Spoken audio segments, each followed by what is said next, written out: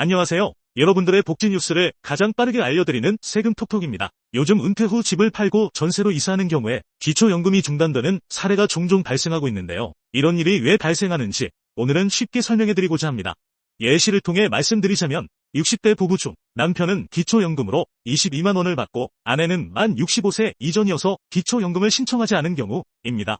소득으로는 남편이 국민연금으로 100만 원, 아내는 40만 원을 받고 있고 재산은 시가 8억 원인 아파트를 소유했으나 아들의 결혼 자금 지원을 위해 아파트를 팔고 5억 원 전세로 이사한 상황입니다. 그러던 와중 남편의 기초연금 22만 원이 중단된 상태입니다. 이번에 집을 소유했을 때와 전세를 살 때의 소득 인정액을 비교하기 전에 기초연금으로 받을 수 있는 금액이 32만 3,180원이 아니라 22만 원인 이유는 남편의 국민연금 월급여액이 2023년 국민연금 연계 감액 기준 금액인 48만 4,770원을 초과한 100만 원이기 때문입니다. 그럼 이제 집을 소유했을 때와 전세를 살 때의 소득 인정액을 구해보도록 하겠습니다. 먼저 소유하고 있던 아파트의 시가 표준액은 4억 원으로 계산됩니다. 이에 대해 지역별 기본 공제인 용인시의 경우 대도시 기준으로 1억 3,500만 원을 공제하면 2억 6,500만 원이 됩니다. 이를 소득, 환산율인 4% 곱하면 1,060만 원이 나오고 이를 다시 12개월로 나누어주면 83만 3천 원이라는 소득 인정액이 됩니다. 다음으로 전세 보증금 5억 원에 대한 소득 인정액을 구해보겠습니다. 기초연금 계산 시 전세 보증금은 5% 기본 공제만 할 수 있습니다. 따라서 전세 보증금 5억 원에 5%의 기본 공제를 적용하면 4억 7,500만 원이 되고 여기에 지역별 기본 공제인 대도시 기준 1억 3,500만 원을 공제하면 3억 4천만 원입니다. 이를 소득 환산율의 4%로 곱하면 1,360만 원이 되고 이를 다시 12월로 나누어주면 113만 3천 원이라는 소득 인정액이 됩니다. 그러면 이제 집을 소유한 상태와 전세를 살 때의 소득 인정액을 비교해 보겠습니다. 아파트를 소유한 경우의 소득 인정액은 83만 3천 원이고 전세를 살 때의 소득 인정액은 113만 3천 원입니다. 차액은 30만 원으로 집을 팔고 전세로 이사했다는 이유만으로 소득 인정액이 30만 원 상승한 것입니다. 이로 인해 재산의 변동으로 인한 기초연금 중단이라는 안타까운 결과가 나온 것입니다.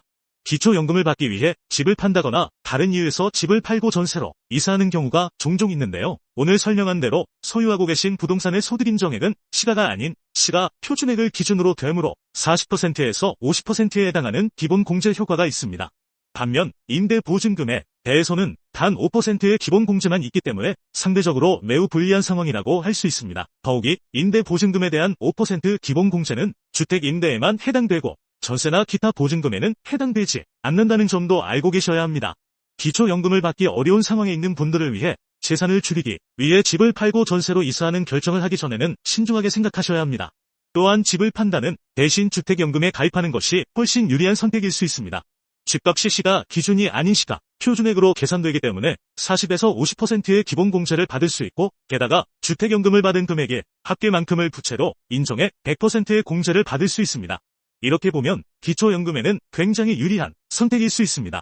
하지만 올해에는 기초연금 선청 기준액이 인상되었다고 합니다.